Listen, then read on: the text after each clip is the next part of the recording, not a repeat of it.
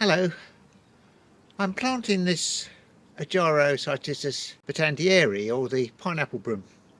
I'm going to put him in this position because I get a bit of sun from over here. They like full sun.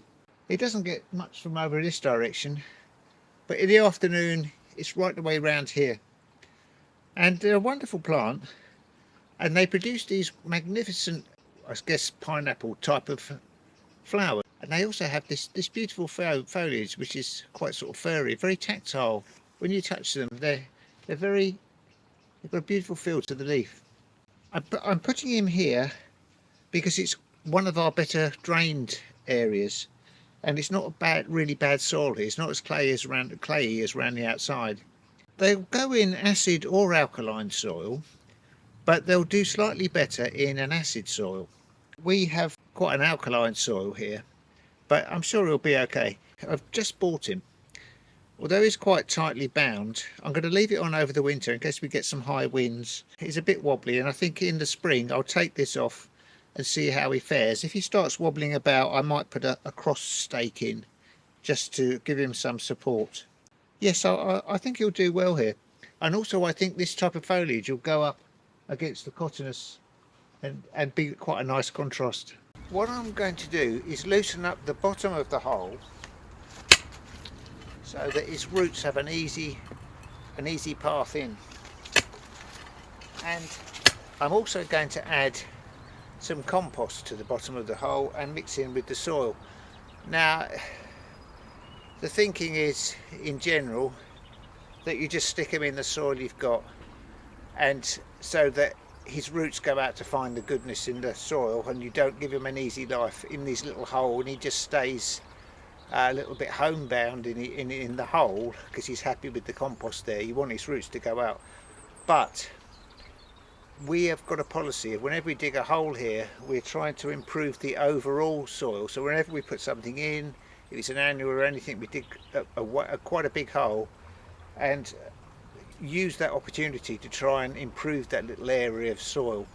If your soil's already okay, don't worry, just stick him straight in the soil. He'll be fine. You don't have to put any compost in or anything at all. So that's what I'm going to do, is just ordinary multi-purpose compost.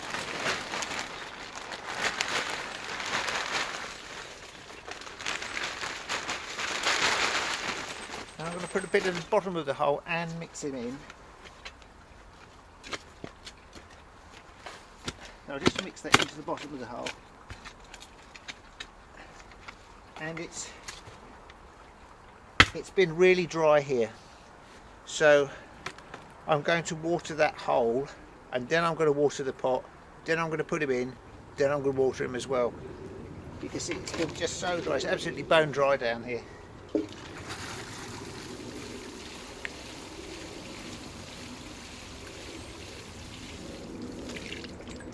And I'll give him a good water as well. And once he's planted, I'll give him another one. Now, in terms of hardiness, he's classed as H5, which is -15 to -10. Some other reports say just -10, but you'd have to have a pretty hard frost, I think, to kill him off.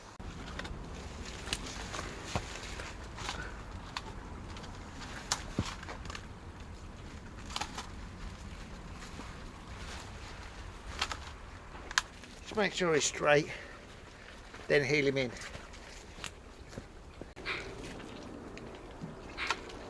Final one. This is a Eucalyptus. It's the baby blue, and the reason I bought this is that it doesn't get quite as big as the ordinary plain ones. Now, Eucalyptus, you've got to be careful when you buy them. It's a huge family of plants.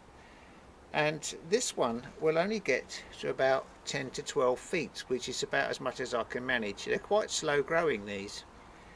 And I was going to put it in this corner here, where it will contrast beautifully, I'm hoping, with this Sambucus nigra here, which this has the dark purple flowers, the dark purple foliage, and with the pink flower, which I think this will be a great foil for it. Now both of these plants we got from Sammy's nursery, and they're a family run business, very knowledgeable, very helpful, and they had these special offers on this time of year, and it's well worth a visit. They're in Stondon near Henlow.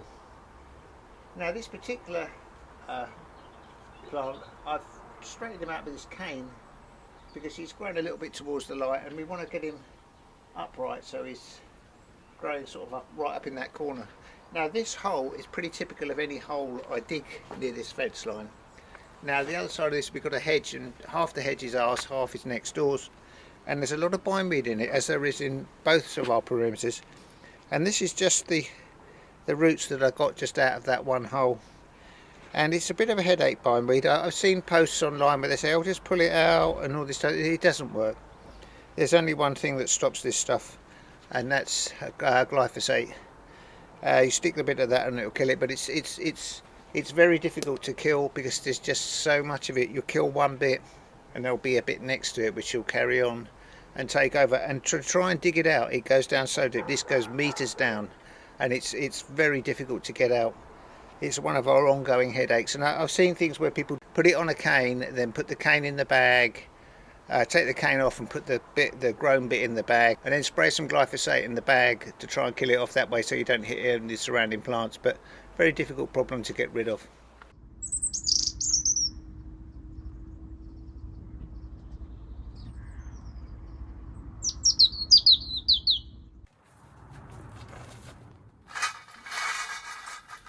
The time has come to put up our polytunnel, and this is just a temporary polytunnel that we put up in our little jungle hut.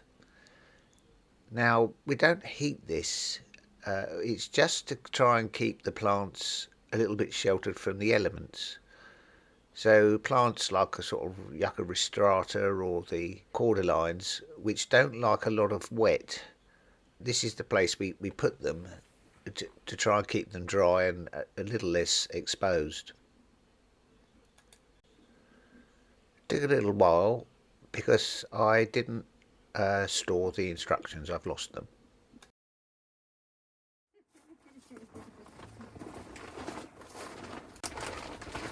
Why don't we get it outside?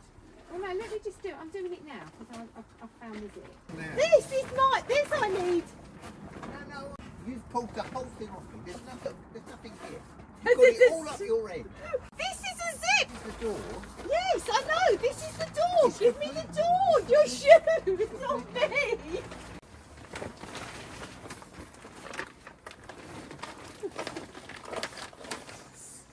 Stop. What? Because I want it filled with plants. You won't have room for everything else. Oh, I never thought. I've got to get all that in there.